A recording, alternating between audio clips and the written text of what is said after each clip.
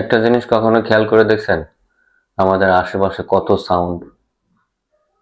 আপনি যদি চুপচাপ কোথাও বসে থাকেন আর একটু যদি দেখেন বা একটু চিন্তা করে সুন্দর ঠান্ডা মতো একটু চিন্তা করেন বা একটু খেয়াল করেন, তাহলে দেখবেন যে কত রকমের সাউন্ড আপনার কানে আসতেছে।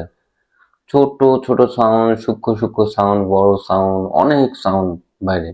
কিন্তু একটা বিষয় খুব নিখুঁত এবং পরিষ্কার, আপনার ভাবছেন কিনা জানি না, একটু খেয়াল করে দেখবেন।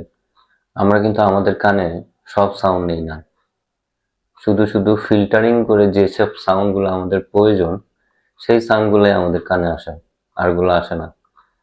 কিন্তু বাইরে অজস্র সাউন্ড, অনেক রকমের শব্দ। একদিন খেয়াল করে দেখবেন, এটা খুব ইন্টারেস্টিং একটা জিনিস।